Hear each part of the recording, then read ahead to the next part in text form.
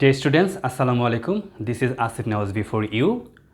আজকে আমি তোমাদের সামনে এসেছি ইংলিশ ফার্স্ট পেপারে একটা টপিক নিয়ে, যে টপিকটা আমরা জাস্ট এটা একটা নিউ টপিক বলতে পারো, অর্থাৎ নতুন সিলেবাসে অন্তর্ভুক্ত করা হয় বিগত কয়েক বছর থেকে, যেটা আগে ছিল না। এই ধরনের সাধারণত রাইটিং পার্ট আমাদের ছিল না। সেটা হচ্ছে বোর্ডে লক্ষ্য করো, ডিসক্রাইবিং গ্রাফ অ্যান্ড চার্ট। ওকে, এবং এটা আসলে শুধু তোমার একাডেমিক সেক্টরে যে শুধু পরীক্ষা আনসার করার জন্য নয়, এবং পরবর্তী লাইফের জন্য এটা একটা খুবই গুরুত্বপূর্ণ একটা বিষয়। এটা অর্থাৎ আমাদের গ্রাফ দেখে অথবা কিছু লাইন গ্রাফ বা কলাম গ্রাফ দেখে সেটাকে অ্যানালাইজ করা, এবং সেটার উপর জাস্ট এটাকে আমরা গ্রাফিক্যাল প্রেজেন্টেশন বলতে পারি এটা। এবং তোমরা যখন পরবর্তী লাইফে, অর্থাৎ আমি বলতে পারি পরবর্তী শিক্ষা জীবনে, অর্থাৎ তোমরা এসএসসি কমপ্লিট করে যখন ইন্টারমিডিয়েট কমপ্লিট করে, ইন্টারমিডিয়েটে এই আইটেমটা রয়েছে। ভার্সিটি লাইফে দেখা গেল তোমাদের কিন্তু এই ব্যাপারটা কিন্তু অনেক বেশি চলে আসবে, অর্থাৎ প্রেজেন্টেশন স্কিলটা তোমাকে অনেক বেশি দক্ষ হতে হবে, এবং পুরোপুরি এটা একটি প্রেজেন্টেশন স্কিল। কিন্তু এটা আমাদের ফার্স্ট পেপার কোশ্চেনের নাম্বার 10 যে কোশ্চেনটা সেখানে সাধারণত থাকে, সেখানে আমাদের একটা গ্রাফ দেওয়া থাকে বা একটা চার্ট দেওয়া থাকতে পারে, অথবা একটা টেবিল দেওয়া থাকতে পারে। সেটাকে আমাদের কী করতে হবে, অর্থাৎ প্রেজেন্ট করতে হবে, অ্যানালাইজ করে লিখতে হবে। তা এটা কোনো স্পেসিফিক রুলস অ্যান্ড রেগুলেশন নেই। যেমন আমরা ছোটোবেলা থেকে শিখে আসছি ইমেল লেখার কিছু রুলস অ্যান্ড রেগুলেশন মেনটেন করতে হয়, অ্যাপ্লিকেশন লেখার কিছু রুলস অ্যান্ড রেগুলেশন মেনটেন করতে হয়, কিন্তু এটা কিন্তু স্পেসিফিক কোনো রুলস অ্যান্ড রেগুলেশন নেই। সাধারণত আমাদের একটা ওয়ার্ড লিমিট দেওয়া থাকতে পারে, কিন্তু কথা হলো আমরা একটু কনফিউশন থেকে এটা কিভাবে শুরু করব, কিভাবে প্রত্যেকটা জিনিসকে ন্যারেট করব এবং কিভাবে শেষ করব। আমরা তো জানি প্রত্যেকটা রাইটিংয়ের একটা শুরু রয়েছে, একটা মাঝখানে বডি থাকে, যেটাকে আমরা ডেসক্রিপশন অংশ দিই, এবং শেষে একটা আমরা কমেন্ট অথবা কনক্লুশনের মাধ্যমে শেষ করার চেষ্টা করি। তাহলে এক্ষেত্রে আমরা কোন মেথডটা ফলো করব এবং কিভাবে লিখলে মোটামুটি একটা ইফেক্টিভ একটা ডেসক্রিপশন হতে পারে, সেই ব্যাপারে আজকে ক্লাসে তোমাদের সাথে আলোচনা করব। সো আজকে আমাদের আলোচনার বিষয় হচ্ছে ডিসক্রাইবিং গ্রাফ অ্যান্ড চার্ট। প্রথমে আমরা একটু ক্লিয়ার হব, আসলে আমাদের পরীক্ষায় যে কোশ্চেন প্যাটার্নটা থাকে সেখানে 10 নম্বর কোশ্চেনে কী ধরনের গ্রাফ আসতে পারে, মোটামুটি আমাদের গ্রাফগুলো আগে চেনা দরকার। তাহলে চলো আমরা আগে গ্রাফটা সম্বন্ধে সম্যক ধারণা নিই। এখানে আমাদের কোশ্চেন প্যাটার্নে এরকম কোনো কোশ্চেন থাকতে পারে, অর্থাৎ যেটা আমরা গ্রাফটা দেখবো এরকম, অর্থাৎ তোমরা ম্যাথামেটিক্যালি এটা শিখেছো যে এটা আমরা একটা হরিজেন্টাল লাইন, একটা ভার্টিক্যাল লাইন থাকে, সেখানে দেখা গেল এরকম কোনো আমরা কিছু গ্রাফ দেখতে পারি, যা এরকম দেখতে পারি। অর্থাৎ তোমরা খেয়াল করে দেখবে যে তোমরা যখন ক্রিকেট খেলা দেখো, এই ক্রিকেট খেলার মধ্যে যে রানের যে গ্রাফটা, অর্থাৎ দুইটা দেশে যে রানের গ্রাফটা যখন কম্পেয়ার করা হয়, সেক্ষেত্রে দেখা গেল এরকম কিছু আমরা পাই। এটাকে বলা হচ্ছে লাইন গ্রাফ। ওকে, এটাকে বলা হচ্ছে লাইন গ্রাফ। এখানে আমি বলেই রাখি, এখানে হরিজেন্টাল অ্যান্ড ভার্টিক্যাল, অর্থাৎ অনুভূমিক এবং যে উলম্ব অংশটি রয়েছে, অনুভূমিক বরাবর যেটা থাকে সেটাতে আমরা সাধারণত টাইম অথবা টপিকটাকে আমরা উপস্থাপন করি, এবং উলম্ব বরাবর সাধারণত ইউনিটটা থাকে, অর্থাৎ ইউনিট ইন পার্সেন্টেজ হতে পারে, ইন লাখ হতে পারে, ইন ক্রোড় হতে পারে, ইন থাউজেন্ড হতে পারে। এখানে সাধারণত ইউনিট থাকবে, এই পাশে আমাদের টপিক অথবা টাইম থাকতে পারে। ওকে, আচ্ছা, তো এটাকে আমরা কি বলতে পারি, এটাকে আমরা পেলাম কি, লাইন গ্রাফ। আচ্ছা, ওকে, সাধারণত আমরা কোশ্চেন প্যাটার্ন, তোমরা যদি বিগত সালের কোশ্চেনগুলো দেখো, আমরা এই ধরনের সাধারণত লাইন গ্রাফ পাই না, অর্থাৎ লাইন গ্রাফটা বলতে গেলে আমাদের একাডেমিক সেক্টরে সাধারণত আসে না। ওকে, যেহেতু গ্রাফটা আমরা পুরোপুরি একটা সম্যক ধারণা নিব, আমরা প্রত্যেকটা অংশ সম্বন্ধে একটু জানবো, কারণ যদি কোনো কারণে এ ধরনের কোনো কনসেপ্ট চলে আসে, সেক্ষেত্রে তুমি কীভাবে আনসার করবে এটা তোমাকে জেনে রাখতে হবে। আচ্ছা, এখন নাম্বার 2-এ যেটা আসবো, যেটা আমাদের সবচেয়ে পরীক্ষায় বেশি আসে, নাম্বার 2, সেটাকে বলা হচ্ছে কলাম গ্রাফ। ওকে, এটাকে আমরা বার গ্রাফও বলতে পারি। তো কলাম গ্রাফ, এখানে আমরা দেখতে পারি যে কলাম গ্রাফে এটা দেখা গেলো আমরা এক্স অক্ষ ওয়াই অক্ষ বিবেচনা করতে পারি। এ পাশে আমাদের কি থাকবে, টপিক অথবা এখানে টাইমটা থাকবে, এবং এ পাশে কী থাকবে আমাদের এই সাইডে, অর্থাৎ ভার্টিক্যালি কী থাকবে এখানে, অর্থাৎ পার্সেন্টেজ ইউনিটটা থাকবে। আচ্ছা, এখানে সাথে এরকম কিছু কলাম থাকে।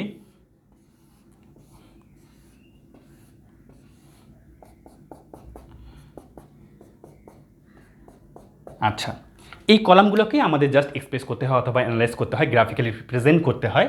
অর্থাৎ এই কলামের নিচে কখনো টাইম দেওয়া থাকবে, এখানে কিছু পার্সেন্টেজ উপরে দেওয়া থাকবে অথবা সাইডে দেওয়া থাকবে। এটাকে আমরা বলি কলাম গ্রাফ অথবা বার গ্রাফ। এবং তুমি যদি কোশ্চেন দেখো, ম্যাক্সিমাম এই বার গ্রাফটি আমাদের পরীক্ষায় আসে। আচ্ছা, এরপরে আরেকটি যেটা আইটেম আমরা দেখব, সেটাকে বলা হচ্ছে নাম্বার 3। ইদানিং এটি খুব আসছে পরীক্ষায়, অর্থাৎ তুমি যদি 2020 সালে কোশ্চেনগুলো দেখো, সবগুলো বোর্ডের মধ্যে, দুটি বোর্ডের মধ্যে কিন্তু এই অংশটি দিয়েছ, সেটাকে আমরা কি বলি, পাই চার্ট। তাহলে আমরা আরেকটি অপশন পেলাম কি, পাই চার্ট। পাই চার্ট হচ্ছে একটা সার্কেলকে কয়েকটি অংশে ডিভাইডেড করা হয়, জাস্ট এরকম অংশ থাকতে পারে, এরকম থাকতে পারে, এরকম থাকতে পারে, এরকম, এবং এটাকে বিভিন্নভাবে জাস্ট একটু রিমার্ক করার জন্য এরকম বিভিন্ন অংশে ভাগ করা হয়, ভাগ করে সাথে উপস্থাপন করা হয়। সে for example the family expenditure, অর্থাৎ ফ্যামিলি যে ফুডে কতটুকু ব্যয় হয়, ক্লোদিংয়ে কতটুকু ব্যয় হয়, এভাবে আমরা ভাগ করতে পারি। বা বলতে পারো যে বাংলাদেশের যে বাজেট, অর্থাৎ এডুকেশন সেক্টরে কতটুকু বাজেট রয়েছে, এগ্রিকালচার সেক্টরে কতটুকু বাজেট রয়েছে, অ্যাডমিনিস্ট্রেশনে কতটুকু বাজেট রয়েছে, এটাকে আমরা এই বাজেট পুরো ব্যাপারটাকে আমরা এভাবে রিপ্রেজেন্ট করতে পারি। ওকে, সাধারণত আমাদের পরীক্ষায় এই 3 ধরনের মধ্যে নাম্বার 2 অ্যান্ড নাম্বার 3, অর্থাৎ 3 নাম্বার যেটা রয়েছে, এই অংশটি বেশি পরীক্ষায় আসে। আরও একটি গ্রাফের অংশ রয়েছে, সেটাকে টেবিল বলা হয়, অর্থাৎ টেবিলের মধ্যে কিছু ইনফরমেশন দেওয়া থাকবে, সেই ইনফরমেশনগুলোকে তোমাকে জাস্ট সেন্টেন্স অনুযায়ী অ্যানালাইজ করতে হবে। ওকে, তাহলে মোটামুটি আগে আমরা ধারণা নিলাম যে আমাদের গ্রাফগুলো কীভাবে পরীক্ষায় কোশ্চেন প্যাটার্নে থাকতে পারে। এবার আমরা একটু জানবো যে আসলে আমরা কীভাবে লেখা শুরু করব। আমি বললাম যে কোনো রাইটিংয়ে আমরা 3টা অংশে ভাগ করতে পারি, ইন্ট্রোডাকশন, বডি অ্যান্ড কনক্লুশন। ওকে, এক্ষেত্রে ইন্ট্রোডাকশনটা কেমন হতে পারে বা বডির মধ্যে আমরা কোন কোন জিনিসগুলো উপস্থাপন করব সেটা, এবং কীভাবে আমরা একটা এর কমেন্ট দিব বা কনক্লুশনের মাধ্যমে শেষ করব। একটা কথা মনে রাখতে হবে, আমাদের অবশ্যই মাথায় রাখতে হবে কোনো ইনফরমেশন যেন বাদ না পড়ে যায়, অর্থাৎ এমনভাবে আমি লিখতে গিয়ে দেখে গেলে একটা ইনফরমেশন বাদ পড়ে গেল, এটা যেন না হয়। এবং অবশ্যই এখানে আমাদের যখন আমরা একটা জিনিস প্রেজেন্ট করবো সেক্ষেত্রে যেন কথাটা শুনতে বা একটা মোটামুটি পুরো একটা পারফেক্ট একটা কম্বিনেশন থাকে, অর্থাৎ খাপছাড়া যেন না মনে হয়। সেই ক্ষেত্রে লেখার ক্ষেত্রে আমাদের অবশ্যই কনজাংশন, কানেক্টরস, প্রিপোজিশন, এই জিনিসগুলোর ব্যবহারগুলো কিন্তু খুব ভালোভাবে এখানে করতে হবে। তাহলে এটাকে যদি আমরা শিখতে চাই তাহলে এর জন্য কী রুলস অ্যান্ড রেগুলেশন মেনটেন করতে হয়। আচ্ছা, আমি ক্লাসে সবসময় বলি প্রথমে আমরা রুলস অ্যান্ড রেগুলেশন বাইরে যদি আমরা প্র্যাকটিক্যালি শিখতে চাই, অর্থাৎ এই ব্যাপারটাকে যদি আমরা প্র্যাকটিক্যালি আয়ত্তে নিয়ে আসতে চাই, সেক্ষেত্রে আমাদের কোন বিষয়ের প্রতি এমফাসাইজ করতে হবে সেটা আগে তোমাদের সাথে আমি শেয়ার করব। দেখো, আমি কিছু নিউজ পেপার নিয়ে এসেছি। এখানে নিউজ পেপার দেখো, দিস ডেইলি স্টার পেপার, খুব সাধারণভাবে একটা ইংলিশ পেপার। তোমরা অনেকে এই পেপারটি পড়ো, এটা এবং ইংলিশে কমিউনিকেটিভ ইংলিশ স্কিলকে ডেভেলপ করার জন্য এই পেপারগুলো অনেক বেটার। দেখো, এই নিউজ পেপারগুলোতে তুমি বাংলা নিউজ পেপারেও পাবে, অর্থাৎ প্রতিদিন কোনো না কোনো দেখা গেলো আমরা এই গ্রাফ অ্যান্ড চার্ট পেয়ে যাই। সেটা মেনলি বিজনেস পেপারে থাকে বা অন্যান্য ক্ষেত্রে অ্যানালাইসিসের ক্ষেত্রে থাকে। দেখো, এই পেপারটা দেখো একদম ফার্স্ট পেজে যেখানে রিপোর্টগুলো থাকে, যেমন স্ট্রেম ব্রোয়িং, এখানে একটা আমরা দেখতে পাচ্ছি একটা এখানে গ্রাফ, দুটি গ্রাফ রয়েছে, তাই না? ওকে, এখানে আমরা একটা দেখতে পাচ্ছি একটা কলাম গ্রাফ এবং একটা লাইন গ্রাফ। তাহলে এই জিনিসগুলো যদি আমরা পেপারগুলো থেকে জাস্ট এই গ্রাফের যে অ্যানালাইজেশনগুলো বা ডেসক্রিপশনগুলো, এগুলো যদি আমরা একটু থরলি পড়ি, তাহলে আসলে আমরা কোন ক্ষেত্রে কোন ওয়ার্ড ইউজ করবো, আমাদের সেন্টেন্স প্যাটার্নগুলো কীভাবে হবে, কীভাবে কোন অংশটাকে কীভাবে প্রেজেন্ট করতে হয়, আমরা কিন্তু প্র্যাকটিক্যালি শিখতে পাবো। এবং এই ব্যাপারটাকে তুমি কিন্তু রাইটিংয়ে সবচেয়ে ভালো অ্যাড করতে পারবে, আশা করি বুঝতে পেরেছো। কারণ তুমি যদি নিয়ম দিয়ে জাস্ট লেখার প্যাটার্ন বা স্ট্রাকচার মেনটেন করে দেখতে চাও, সেটা তোমার জন্য একটু টাফ হবে, এবং স্ট্রাকচারের বাইরে এসে যখন তুমি কিছু চিন্তা করতে চাবে সেটা কিন্তু হবে না। আর যখন তুমি ফান্ডামেন্টালি বা প্র্যাকটিক্যালি একটু শেখার চেষ্টা করবে, সেক্ষেত্রে দেখা গেল আর এই প্রবলেমটা হবে না, তুমি এখান থেকেই সাধারণত জানতে পারবে। তাহলে এখানে পাবে। এবং কিছু কিছু পেপারে দেখা গেল এরকম বিজনেস একটা পেজ থাকে, এই বিজনেস পেজের মধ্যে অনেকগুলো এরকম গ্রাফ থাকে। বিজনেস পেজের মধ্যে সাধারণত অয়েল প্রাইস নিয়ে থাকতে পারে, এবং দেখা গেল এনভায়রনমেন্ট রিলেটেড থাকতে পারে, গ্লোবাল ওয়ার্মিং কেন হচ্ছে, এর জন্য কী বা কোন অংশটি রেসপন্সিবল, এই ব্যাপার নিয়েও থাকতে পারে। তাহলে এই পেপারগুলো থেকে, তারপরে বাংলাদেশের কমার্স রিলেটেড বা রিলেটেড যেমন ফাইন্যান্সিয়াল স্পেস, এখান থেকে দেখা গেলো প্রচুর এরকম গ্রাফ পাওয়া যায়। তা আমি এটি বলতে চাচ্ছি তোমাদেরকে যে তোমরা শুধু বই থেকে না, বই থেকে পড়ার পাশাপাশি যদি এই জিনিসগুলো একটু প্র্যাকটিক্যালি তোমরা প্র্যাকটিস করো এবং দেখে দেখে কয়েকটি লেখো, গ্রাফগুলো অ্যানালাইজেশনগুলো বোঝো, কোথায় কোন ধরনের আমরা অ্যাডভার্ব ইউজ করবো, কোথায় কোন ধরনের ইনক্রিজ সেকশন, ডিক্রিজ সেকশন কোনটা কোথায় ইউজ করবো, সেই জিনিসগুলো সাধারণত আমাদের কী করতে হবে, এই পেপার থেকে কিন্তু আমরা কালেক্ট করতে পারি। ওকে, এবার পেপারের বাইরে আমরা এখন আমরা বই থেকে কিভাবে শিখবো। আসলে স্পেসিফিক এটা আমাদের বই থেকে শেখার কোনো বিষয় না, এটা আছে নিজেকে এটাকে তোমাকে ডেভেলপ করতে হবে, স্কিল হতে হবে। দ্যাটস ওয়াই আমি যেহেতু প্রথমে তোমাদেরকে গ্রাফগুলোকে চিনালাম, এভাবে লেখার ক্ষেত্রে আমি বললাম 3টি অংশ, ইন্ট্রোডাকশন, বডি অ্যান্ড কনক্লুশন। ওকে, আমরা প্রথমে একটি গ্রাফ দিয়ে অ্যানালাইজ করবো, অর্থাৎ একটা গ্রাফকে দেখি যে গ্রাফটা কী ধরনের পরীক্ষায় থাকতে পারবে এবং সেটা আমরা কিভাবে বুঝে আনসার করবো, সেই ব্যাপারটা আমরা একটু ক্লিয়ার করি। আমরা সবে একটা গ্রাফ দেখি। দেখো,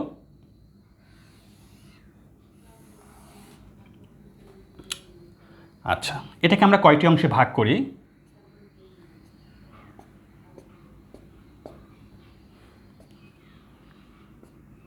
চারটি। ওকে, 10, 20, 30, 40, 50 অ্যান্ড 60।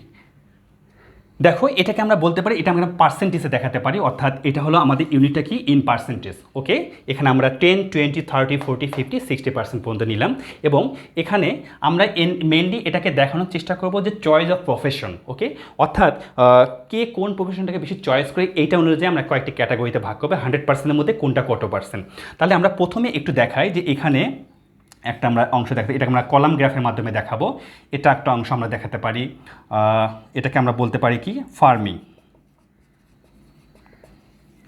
আমরা প্রথমে একটা চয়েস অফ প্রফেশন দেখালাম কি একটা প্রফেশন ফার্মিং। ওকে, দেন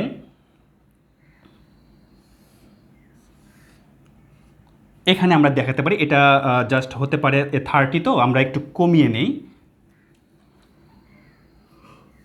এটা। ওকে, এটা ধরতে পারি আমরা 12%, অর্থাৎ 10-এর একটু বেশি করে নেই 20%। এটাকে আমরা ধরতে পারি 26%। ওকে, এবার আমরা এটাকে আমরা দিই বিজনেস। আচ্ছা, ওকে, এখানে আমরা একটা দিতে পারি একটু বেশি করে 53% গভর্নমেন্ট জব। ওকে, এবং দেন আমরা এখানে একটু কম করে দিব বিলো 10, এটা হলো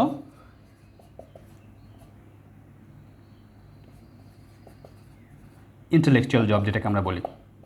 ওকে, তাহলে এখানে আমরা কয়টি ক্যাটাগরিতে ভাগ করলাম? Farming, business, government job and intellectual job. Okay, আমরা পার্সেন্টেজগুলো পেয়ে গেছি।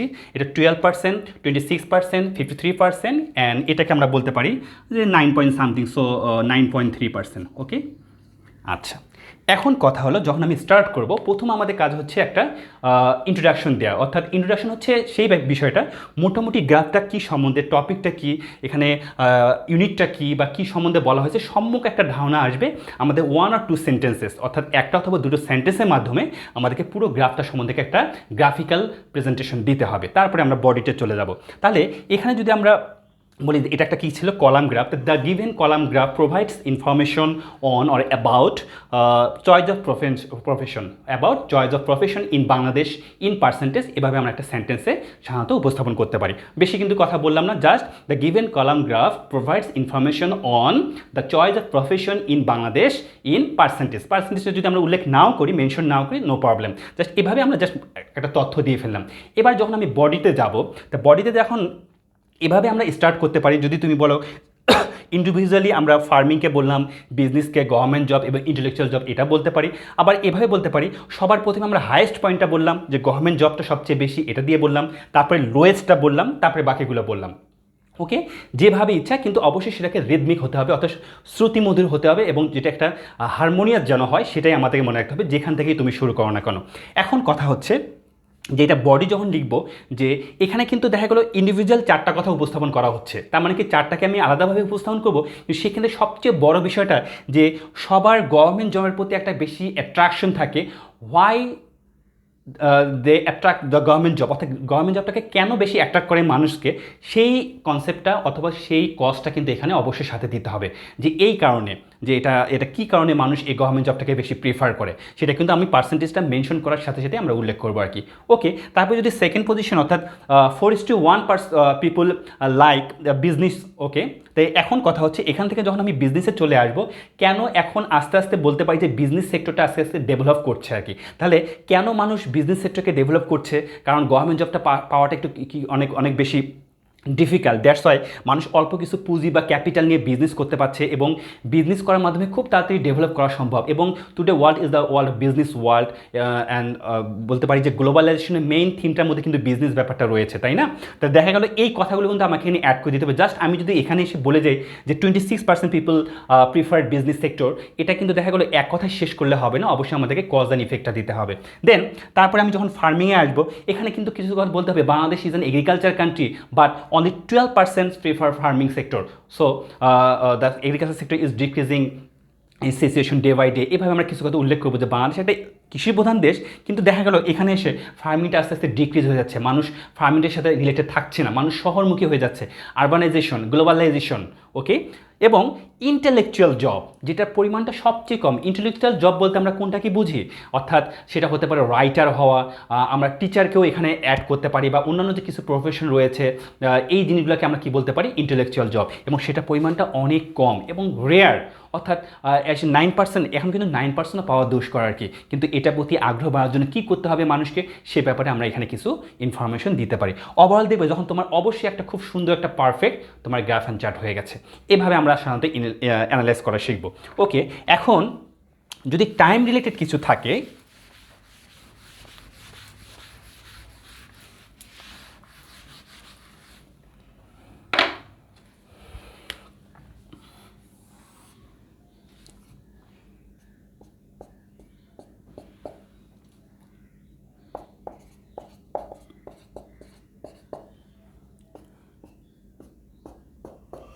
so here 2000, 2002, 2003, 2005, 2007, 2008. সো এটাকে আমরা বলতে পারি যে আমাদের এই টপিকটা হচ্ছে নাম্বার অফ ইন্টারনেট ইউজার্স। ওকে, অর্থাৎ ইন্টারনেট ব্যবহারকারী ব্যাপারটা। এখানে আমরা দেখা গেল এটাকে আমরা লাখে রাখতে পারি, যদিও এখানে পরিমাণটা অনেক কম মেনশন করা হয়েছে। তো আমাদের ইউনিটটা হচ্ছে লাখ, এবং এখানে টাইমটা হচ্ছে 2000 থেকে 2008 সাল পর্যন্ত আমরা একটা সার্ভে অর্থাৎ জরিপ করব, এবং আমাদের টপিকটা হচ্ছে ইন্টারনেট ইউজার্স। ওকে, এই টপিকের উপর বেস করে সাধারণত আমরা এটাকে তৈরি করবো। এখন কথা হচ্ছে যে আমরা যদি এখানে পার্সেন্টেজগুলো বসাই, অর্থাৎ ইন্টারনেট ইউজার্সটা কেমন ছিল, সে ফর এক্সাম্পল 2000-এ এটা ছিল 0.003%, এবং 2002-এ সেটা ইনক্রিজ হয়ে গেল সাপোজ অনেক একটু বেশি 1.5। তারপরে আমরা 2003-তে এটা নিতে পারি হচ্ছে নিয়ার অ্যাবাউট 3, এটাকে 3 বলতে পারি। 2005-এ এটা আমরা 5 পর্যন্ত নিলাম। 2007-এ এটা একটু বেশি করে নেই, এটা আমরা নিতে পারি 5.56, অ্যান্ড 2008-এ আমরা নিতে পারি যে অ্যাভভ 6, তাহলে আমরা এখানে দেই 6.17%। মোটামুটি আমরা একটা গ্রাফ পেয়ে গেলাম, এবং এটাকে আমরা বলতে পারি যে এটা একটা কি গ্রাফ, এটাকে আমরা একটা কলাম গ্রাফ বলতে পারি। সো এটাকে আমরা যখন প্রেজেন্ট করবো, এটা কিন্তু আমরা খুব সুন্দরভাবে একটা ইন্ট্রোডাকশন দিতে পারি। ইন্ট্রোডাকশনটা এরকম হতে পারে যে আমরা একটা সেন্টেন্সের মধ্যে মোটামুটি পুরোটা সম্বন্ধে একটা ধারণা দিয়ে দেবো। So the given column graph provide information on the internet users in Bangladesh, the internet users in Bangladesh in lakh over a time period of, আমরা ডিউরেশনটা যদি হিসাব করে দেখো 2000 থেকে 2008 সাল, তাহলে টোটালি আমরা ধরতে পারি যেখানে 8 years, over a time periods of 8 years from 2002 to 2008। মোটামুটি দেখা গেল যে একদম একটা সেন্টেন্সের মাধ্যমে আমরা পুরো ব্যাপারটাকে এখানে নিয়ে আসলাম। সো আমি যদি সেন্টেন্সটা একটু লেখার চেষ্টা করি, দেখো আমি গ্রাফটা উপরের অংশটা রাখছি না,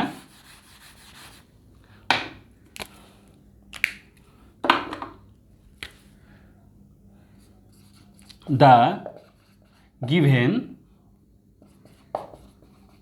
column graph provides information on dash, এখানে আমরা টপিকটা লিখব ইন ড্যাশ। ওকে, এখানে আমরা ইউনিটটা লিখব। সো এখানে আমরা লিখতে পারি unit over a time period of dash. So here duration, এখানে আমরা কি লিখব, duration from dash to dash. ওকে, এখানে হলো starting point and here finishing point. ওকে, দেখো আমরা একটা পরিপূর্ণ সেন্টেন্স পেয়ে যাবো এখানে। এখন যদি আমরা ওই গ্রাফটার ইনফরমেশনগুলো এখানে আমরা যা সেট করি, so the given column graph provides information on internet users in Bangladesh in lakh over a time period of, দেখো এখান থেকে কি আমরা পেয়েছি 8 ইয়ার্স, অফ 8 ইয়ার্স। ডিউরেশনে দিলাম ফ্রম, স্টার্টিং পয়েন্ট কী ছিল 2000 এবং ফিনিশিং পয়েন্ট 2008। দেখো তুমি সেন্টেন্সটি পড়ে দেখো কত সুন্দর একটি সেন্টেন্স হয়েছে। The given column graph provides information on internet users in Bangladesh in lakh over a time period of 8 years from 2000 to 2008। তাহলে শুরুতেই যদি এক্সামিনার তোমার গ্রাফটা সম্বন্ধে মোটামুটি একটা সম্যক ধারণা পেয়ে যায়, তাহলে অবশ্যই তার এক্সপ্রেশনটা বা ইমপ্রেশনটা অবশ্যই ভালো হতে পারে এবং তুমি ভালো নাম্বার ক্যারি করতে পারো। তাহলে মোটামুটি এভাবে আমরা দেখা গেল ম্যাক্সিমাম আমরা এভাবে আমরা পাই চার্টের এক্সাম্পল বা ইন্ট্রোডাকশন লিখতে পারি এবং অন্যান্য গ্রাফগুলোকে আমরা ইন্ট্রোডাকশন এভাবে সাজাতে পারি। এবার আমরা যদি বডিতে চলে আসি,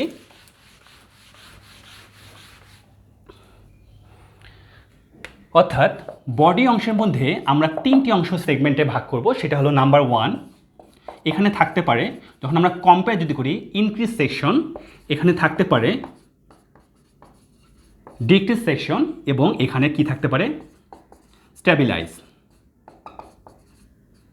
অপরিবর্তিত। সাধারণত পূর্বের তুলনায় যদি কম্পেয়ার করি বাড়তে পারে, কমতে পারে অথবা অপরিবর্তিত থাকতে পারে, এই 3টা কন্ডিশন হতে পারে। তাহলে এই 3টা কন্ডিশন যেহেতু আমাদের গ্রাফের মধ্যে বেশ কয়েকটি গ্রাফ থাকে, যদি বাড়তেই থাকে, কারণ ইন্টারনেট ইউজার্স কিন্তু ডিক্রিজ হয়নি, ইন্টারনেট ইউজার্স সাধারণত বেড়েই গেছে, সেক্ষেত্রে আমরা যদি বারবার ইনক্রিজ লিখি তার চেয়ে বেটার হয় না যদি আমরা এখানে কিছু সিনোনিম ইউজ করি, বাড়ার ক্ষেত্রে, কমার ক্ষেত্রে, অপরিবর্তিত থাকার ক্ষেত্রে, এবং কিছু আমরা যদি খুব সুন্দর অ্যাডভার্ব ইউজ করতে পারি, তাহলে অবশ্যই আমাদের সেন্টেন্স প্যাটার্নগুলো অনেক ভালো হয়। তাহলে অবশ্যই আমরা এ ধরনের কিছু ওয়ার্ড শিখি, যা কারণ আমরা জানি যে তোমরা লেখার প্যাটার্নটা তোমরা লিখতে পারো, কিন্তু কথা লেখাটাকে যদি একটু আরও বেশি ইফেক্টিভ বা রেলেভেন্ট করতে চাও, প্রাসঙ্গিক করতে চাও, তাহলে তোমাকে এই ওয়ার্ডগুলো একটু ইউজ করতে হবে। সো আমি এটাকে এভাবে দেখাতে পারি, যখন এরকম ইনক্রিজ হবে দেখো, অর্থাৎ বৃদ্ধি পাবে, সেক্ষেত্রে আমরা কী ধরনের ওয়ার্ডগুলো ইউজ করতে পারি। এটা সাধারণত পাস্ট ফর্মে তুমি ইউজ করতে হতে পারে, অর্থাৎ পাস্ট বক্স অথবা ফিউচার বক্সে ইউজ করতে হবে, তোমার ওইটা অ্যাকর্ডিং টু কোশ্চেনের উপর সেটা ডিপেন্ড করবে। তাহলে আমরা এখানে কী কী লিখতে পারি, বাড়ার ক্ষেত্রে ইনক্রিজ, আমরা লিখতে পারি রাইজ, আমরা লিখতে পারি jump, climb, go up. So এই ওয়ার্ডগুলো দেখা গেলো আমরা একই বারবার ইনক্রিজ ইউজ করবো না, আমরা রাইজ ইউজ করবো, জাম্প, ক্লাইম্ব অথবা গো আপ। এটা কিসের ক্ষেত্রে, যখন কোনো কিছু বৃদ্ধি পাবে। ওকে, সেভাবে আমরা যদি ডিক্রিজ হয় অর্থাৎ কমার ক্ষেত্রে আমরা কী ধরনের ওয়ার্ডগুলো ইউজ করতে পারি সেটা এখন দেখি। তাহলে প্রথমে আমার যে ওয়ার্ডটা চলে আসছে ডিক্রিজ। ওকে, তাহলে ডিক্রিজ মানে কমা, আমরা বলতে পারি ডিক্লাইন, ডিক্লাইন আমরা ইউজ করতে পারি ফল। এখানে যদি গো আপ হয় তাহলে অবশ্যই আমরা একটা পেয়ে যাই কি গো ডাউন। সো প্লাঞ্জ, ওকে, নিমজ্জিত হওয়ার ক্ষেত্রে আমরা এই ওয়ার্ডটাও ইউজ করতে পারি, আমরা প্লামেট। ওকে, এই ওয়ার্ডগুলো বিভিন্ন সিনোনিম ওয়ার্ডগুলো ইউজ করার মাধ্যমে আমরা সাধারণত এক্সপ্রেস করতে পারি। এবার যদি বলি অপরিবর্তিত থাকা, এটাকে আমরা এইভাবে দেখাতে পারি, অর্থাৎ বাড়বেও না কমবেও না। সেক্ষেত্রে সাধারণত আমরা কী ধরনের ওয়ার্ড বা এক্সপ্রেশন ইউজ করবো। সে ফর এক্সাম্পল স্টে কনস্ট্যান্ট, এটা আমরা বলতে পারি রিমেইন স্টেডি, আমরা বলতে পারি মেইনটেন স্টেবল। সো এবং এই পাশের ওয়ার্ডগুলো কিন্তু আমরা যেমন স্টে কনস্ট্যান্ট, আমরা রিমেইন কনস্ট্যান্ট অথবা মেইনটেন কনস্ট্যান্ট বলতে পারি, অথবা আমরা রিমেইন স্টেডি অথবা তোমার রিমেইন স্টেবল, এভাবে আমরা সাধারণত অপরিবর্তিত ক্ষেত্রে এটা। তাহলে আমরা increase section, decrease section and stabilise section, অর্থাৎ 3টা সেকশনে আমরা কোন কোন ওয়ার্ডগুলো ইউজ করতে পারি আমরা মোটামুটি এখানে ক্লিয়ার হতে পারলাম। এখন এর সাথে আমরা যে বিষয়টা আমরা ক্লিয়ার করব যে আমাদের কিছু অ্যাডভার্ব ইউজ করতে হতে পারে, অর্থাৎ ওই কন্ডিশনটাকে খুব পুঙ্খানুপুঙ্খভাবে উপস্থাপন করার জন্য। সেটা কী ধরনের হতে পারে, আমরা এখানে একটা পয়েন্ট বিবেচনা করি, অর্থাৎ এখানে একটা নির্দিষ্ট পয়েন্ট বিবেচনা করি। ওকে, এখান থেকে ব্যাপারটা যদি এরকম হয় যে হঠাৎ অনেক বেশি বেড়ে গেল, এটা একটা কন্ডিশন হতে পারে, হয়তোবা তার চেয়ে একটু কম, এটা একটু হতে পারে, তার চেয়ে একটু কম অথবা একটু হতে পারে। অর্থাৎ একটা পজিশন থেকে যখন কোনো কিছু বাড়তে পারে, খুব তাড়াতাড়ি হতে পারে, ধীরে হতে পারে, সেক্ষেত্রে আমরা সাধারণত অ্যাডভার্বের মাধ্যমে উপস্থাপন করব। অ্যাডভার্ব সাধারণত কন্ডিশনটাই প্রকাশ করে। সেক্ষেত্রে আমরা কী ধরনের ওয়ার্ড, অর্থাৎ দেখো এখানে মনে হচ্ছে যে রাতারাতি কোনো কিছু বেড়ে গেছে, সেই ক্ষেত্রে যে আমাদের ওয়ার্ড এক্সপ্রেশনটা থাকবে সেটা আমরা ইউজ করতে পারি শার্পলি, কুইকলি, র্যাপিডলি, এটা আমরা সাধারণত এই ওয়ার্ডগুলোর মাধ্যমে খুব তাড়াতাড়ি যেটা পরিবর্তন হয় সেক্ষেত্রে আমরা, এবং তাড়াতাড়ি যদি কমেও যায় সেক্ষেত্রে আমরা এই ধরনের ওয়ার্ডগুলো ইউজ করতে পারি। তার চেয়ে যদি একটু ধীরে হয়, অর্থাৎ এই শার্পলি কুইকলি চেয়ে যদি একটু ধীরে হয়, সেক্ষেত্রে আমরা কি ইউজ করতে পারি? সিগনিফিক্যান্টলি। ওকে, সিগনিফিক্যান্টলি আমরা ইউজ করতে পারি কনসিডারেবলি। ওকে,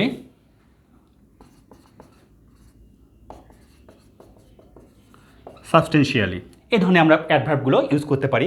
এবং যদি তার চেয়ে একটু কম হয়, অর্থাৎ তার চেয়ে যদি একটু কম হয়, সেক্ষেত্রে আমরা কি ইউজ করতে পারি? অর্থাৎ এটাকে আমরা বলতে পারি যে গ্র্যাজুয়ালি। ওকে, মডারেটলি, এইভাবে। এবং যদি খুব ধীরে ধীরে হয়, একদম ধীরে ধীরে, সেটাকে আমরা বলতে পারি জাস্ট স্লাইটলি অর স্লোলি। ওকে, তাহলে এই ব্যাপারগুলো কিন্তু খুবই ইম্পর্টেন্ট। এগুলো এই ধরনের আমাদের ওয়ার্ডগুলো ইউজ করতে হবে অ্যানালাইজ করার জন্য। এবং দেখা গেলো আমরা প্রায় অর্থে অ্যাবাউট ইউজ করতে পারি, অ্যাপ্রক্সিমেটলি ইউজ করতে পারি, নিয়ার অ্যাবাউট ইউজ করতে পারি। এই এক্সপ্রেশনগুলো মাস্ট বি আমাদের ইউজ করতে হবে, তাহলে রাইটিংটা অনেক ভালো হবে। এবং এগুলোর মাধ্যমে শেষে আমাদের যেটা হবে একটা কনক্লুশন, অর্থাৎ অবশ্যই আমরা যাই করি না কেন আমাদেরকে খুব ভালো একটা কী দিতে হবে? কনক্লুশন বা কমেন্ট দিতে হবে। সেটা আমরা বলতে পারি on behalf of my view or to recapitulate in short. আমরা বলতে পারি মানে পরিশেষে বলা যায় যে, সংক্ষেপে বলা যায়, এভাবে আমরা উপস্থাপন করতে পারি। To recapitulate in short, that it is clear to us that such type of graphical presentation, অর্থাৎ বলতে পারি এই যে আমরা প্রেজেন্টেশনটা করি এটা কি বলা হয়? Graphical presentation. Gives us clear concept or clear idea about, দিয়ে আমরা যে সম্বন্ধে টপিকটা ছিল সেটা লিখে আমরা সাধারণত কমপ্লিট করতে পারি। ওকে, আশা করি বুঝতে পেরেছি। আমি জাস্ট একটু থিমটা আমরা অন্য কোনো ক্লাসে আসলে দুই একটা আমরা এখানে, অর্থাৎ আমাদের যেমন পরীক্ষার মধ্যে দেখা গেলো তুমি বিগত সালের কোশ্চেনগুলো internet users, mobile phone users, Facebook users, choice of profession, daily expenditure, 21শে বুক ফেয়ারে কী কী বইগুলো কোনটা কোনটা বিক্রি হচ্ছে তার পার্সেন্টেজ, এই কয়টা জিনিসই কিন্তু ঘুরে ফিরে পরীক্ষায় আসে। তাহলে এই টপিকগুলোর উপর বেস করে যদি তুমি এই জিনিসগুলো একটু প্র্যাকটিস করো, আশা করি এই গ্রাফ অ্যান্ড চার্টের মধ্যে তুমি অনেক ভালো নাম্বার ক্যারি করতে পারবে। তাহলে আমি যে ডিরেকশনগুলোর কথা বললাম, যে ওয়ার্ডগুলো, এগুলোতে একটু বেশি বেশি সেন্টেন্স মেক করার চেষ্টা করো। আশা করি তোমরা এই অংশে অনেক ভালো করবে। তাহলে তোমরা ভালো থাকো, সুস্থ থাকো, আবার নতুন কোনো ক্লাসে দেখা হবে। আসসালামু আলাইকুম।